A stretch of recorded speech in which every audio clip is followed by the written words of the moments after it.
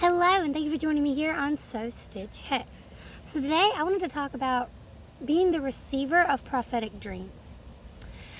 So when you get prophetic dreams, they can be alarming, or they can be really strange, or they can be really beautiful. They can be so many things, and when you receive them, you can get them at any time. They don't just secure themselves to your nighttime dreaming experience. And it can be very overwhelming for some people.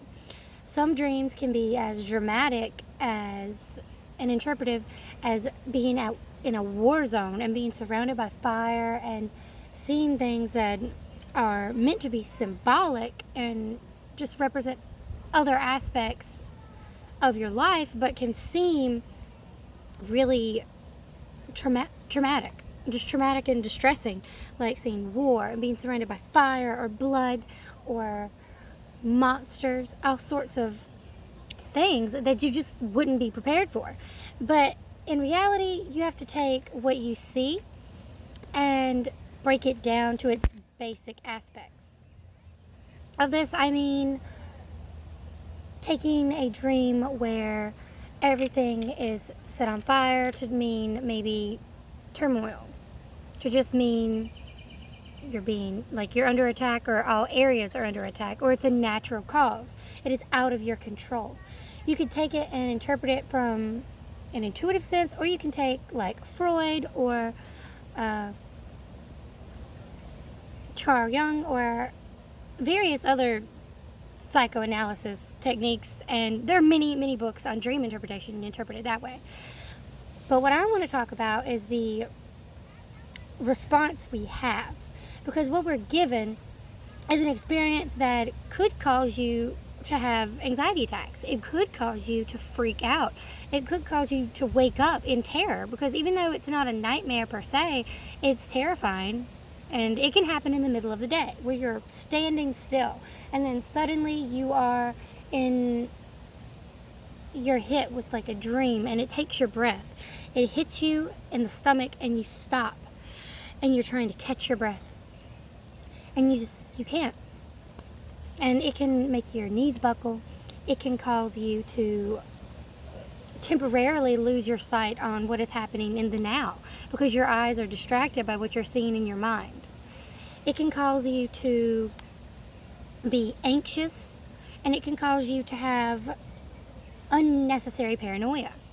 And these things, while hard to avoid, really do happen when we have prophetic dreams, when you are the receiver of these dreams and of these messages.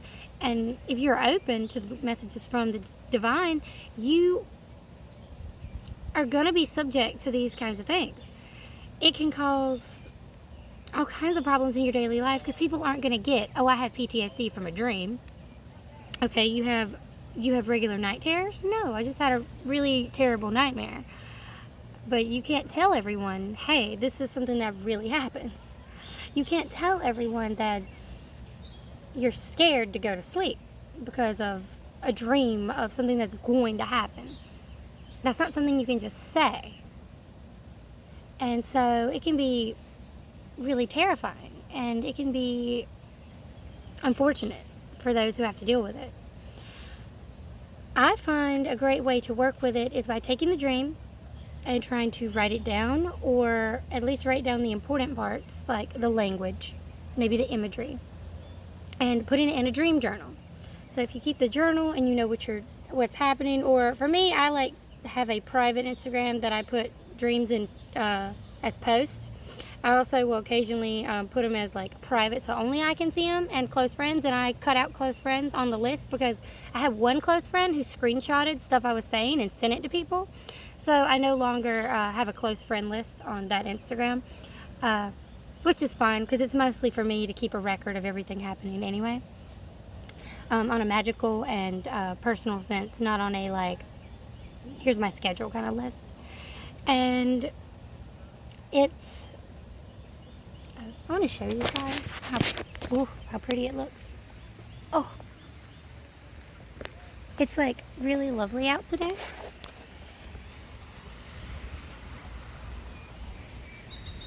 because it's just so green after all the rain.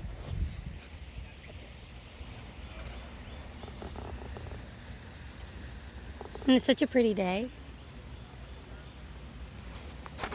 I just wanted to share. It's a really nice day.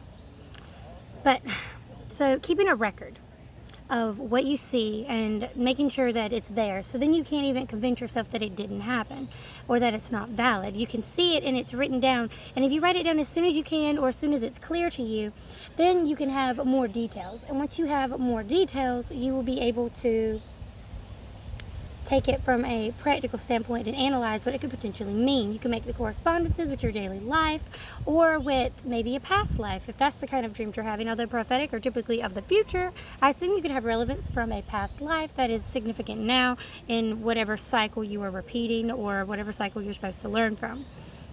Alternatively, you could have a coping mechanism to deal with the stress of it, instead of trying to take it from a practical standpoint of dissection and reinterpretation or regular interpretation.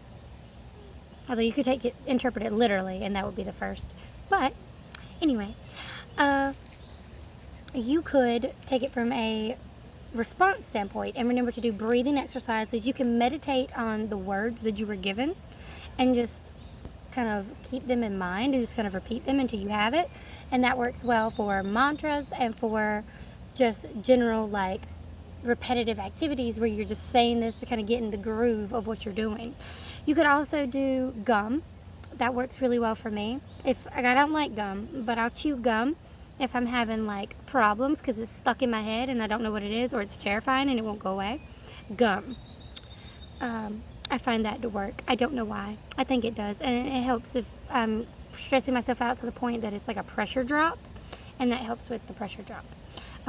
Which I guess that's where it helps the most. Because if I can be chill on a physical plane, then I can work out on the mental plane, as, you know, is the base of everything. So, yeah. And it sometimes gets my stomach in knots. And I find that if it's got my stomach in knots, then I'll need to eat like chips or crackers, and I'll just munch on some chips. I really like Pringles or other like plain flavor chips, generally of that texture though. That's what really gets me.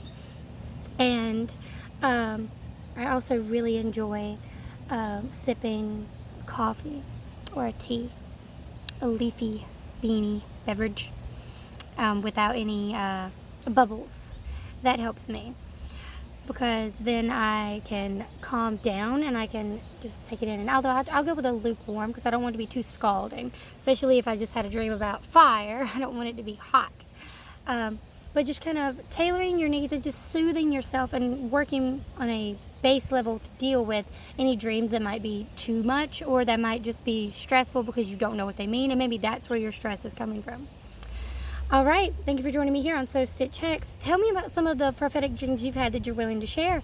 What are some of the responses you have when they're very high strain on the body or when they're just generally traumatic? What are some of your coping mechanisms? All right, I hope to see you next time. Bye.